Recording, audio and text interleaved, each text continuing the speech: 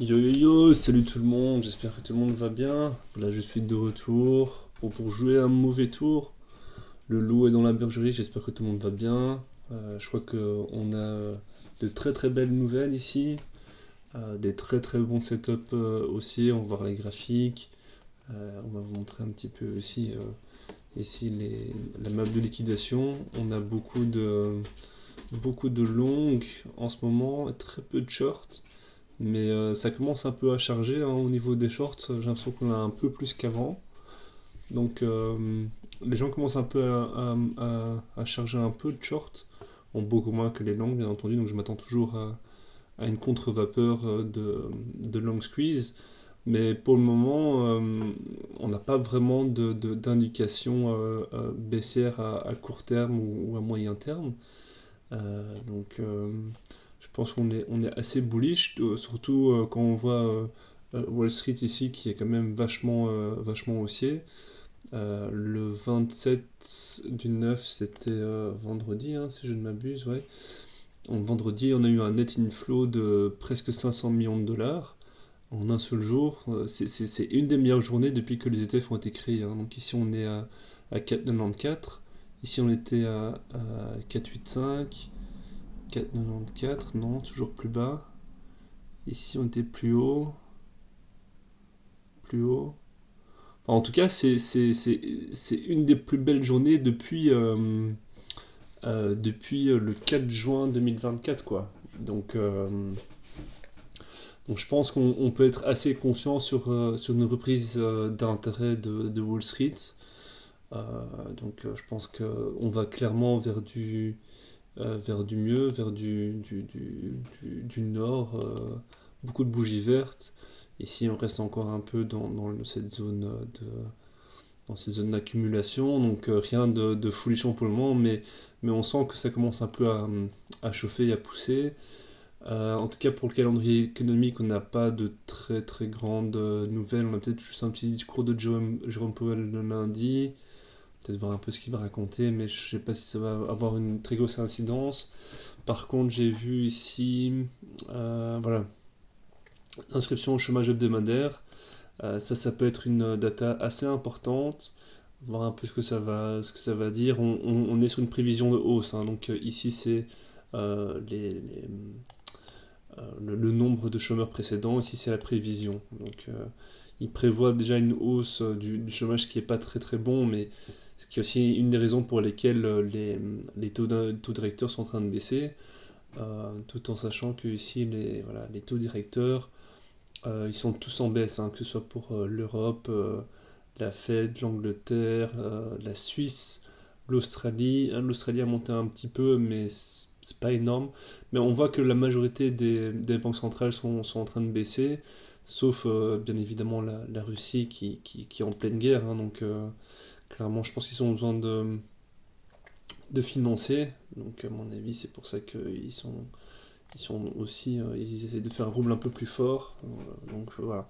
Mais ce qui me surprend un petit peu aussi, c'est la Banque centrale du Brésil. Donc je sais pas trop ce qui s'y passe pour le moment, mais ils ont récemment monté de 25 points de base, ce qui est assez étonnant. Mais voilà. Donc en tout cas, de manière générale, ça baisse, ce qui est une très bonne nouvelle pour nous.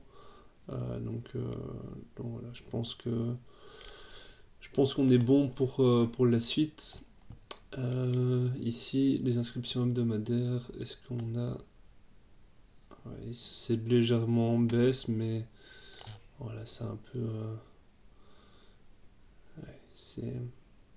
Faut voir, hein. Parfois ça peut apporter de bonnes nouvelles, parfois de mauvaises nouvelles, mais comme on voit ici, c'est le Covid, quoi. Donc, il y avait beaucoup de monde à ce moment-là.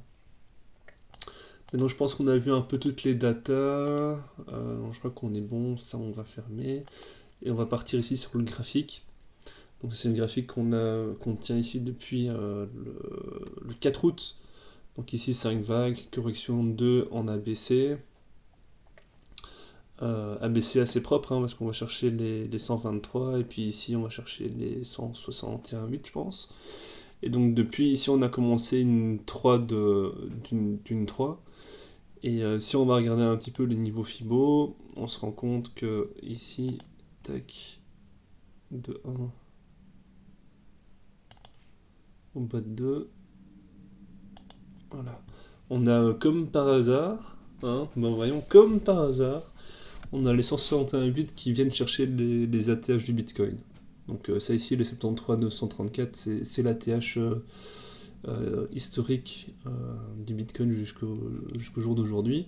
Donc ici on a une 3 qui pourrait chercher un peu en dessous ou un peu au-dessus donc vraiment aller rechercher ce top ce top de marché en fait, hein. Donc aller rechercher l'ATH, peut-être le percer l'ATH ou le faire juste en dessous de l'ATH, parce qu'on a quand même une très très belle résistance oblique ici, hein, qui va à mon avis être potentiellement cassée un peu à la baisse, mais on va avoir un retest. Donc ici, tous ces tops là, on voit qu'on a des plus hauts tout le temps de plus en plus bas, quoi. Donc à mon avis, cette résistance oblique va être assez dure à passer. C'est la raison pour laquelle aussi j'ai ici un sous-décompte en 3. Mais je vais tout vous expliquer. Donc il faut garder ici à l'esprit que la 3 va potentiellement aller chercher les 161.8, donc potentiellement une nouvelle ATH, mais pour ensuite avoir un très gros long squeeze pour aller chercher une vague 4 pas trop forte, parce qu'on a une vague 2 quand même assez forte, hein, au final. Donc voilà. Donc une petite vague 4 pour aller rechercher un support en mid-range, puis ensuite extraction en 5, puis correction 2 à nouveau, quoi. Mais donc ça c'était pour les grandes vagues. Je passerai peut-être en daily aussi pour vous faire un dessin un peu plus propre. Et donc ici pour les sous-vagues, donc ici c'est le dernier plus bas, donc fin de vague 2. Je vois ici effectivement une vague 1, une vague 2, 3, 4 et 5 qui finit en 2, avec une 2 assez faible mais propre tout de même. Donc on peut montrer un peu plus précisément si vous voulez. Donc ici tac, on va chercher entre les 0,5 et les 0,118, ce qui est tout à fait propre pour une 2. Ensuite ici on va chercher, tac, non c'est pas ce que je vais faire, tac. Voilà, on va chercher au-dessus des 161,8, donc ce qui est parfait. Ensuite correction de 4, correction de 4 aussi assez propre, comme je vais pouvoir vous le montrer. Voilà, on va chercher entre les 0,5 et les 0,118, c'est très propre, pas de souci. Ensuite ici on a la vague 5 qui va chercher presque une extension de 261,8, mais donc très belle vague 5 ici sur ce cas-là. Ensuite suivi par une très belle correction de 2, donc ici retracement de 2. Et on va chercher entre les, ouais, c'est ça, un peu plus des 0,382, donc entre les 0,3 et les 0,5, donc ce qui est une zone tout à fait propre pour une 2, assez faible, hein, mais propre. Donc une 4 un peu plus forte, hein. Et donc ici on arrive, tac, à la vague 3 qui nous intéresse. Hop, voilà. Donc ici on devrait avoir donc une 3 qui va chercher les 161,8. Petite correction de 4 ici qui va être un peu plus forte vu qu'on a une 2 assez faible. Donc on pourrait avoir quelque chose comme... c'est de la pure spéculation là maintenant.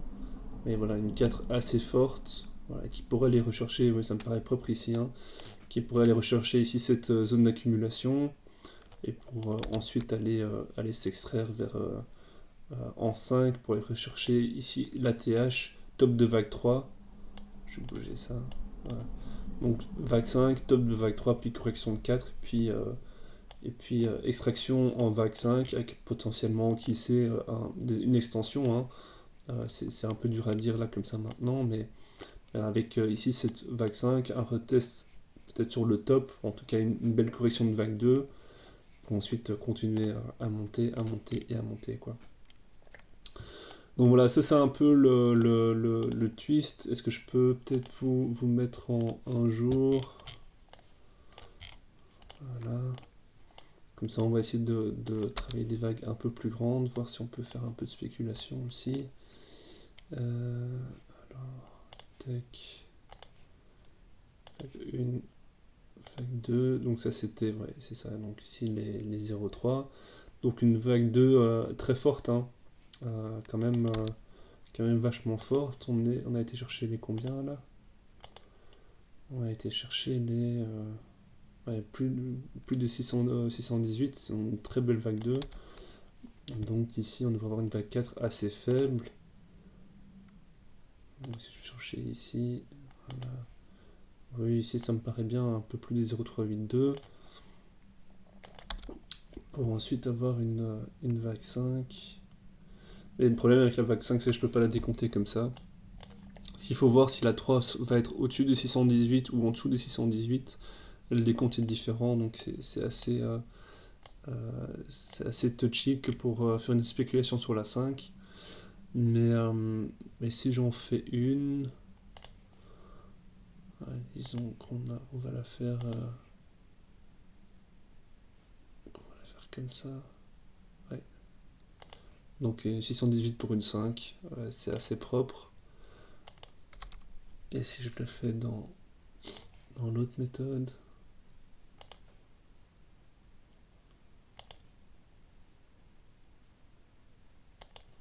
ouais, à mon avis, 618 ici. À mon avis, ce sera plus dans ces eaux-là, ça me paraît un peu plus propre au niveau visuel. Je pense qu'on aura plus quelque chose dans ce goût-là, quoi. Comme ça, tac.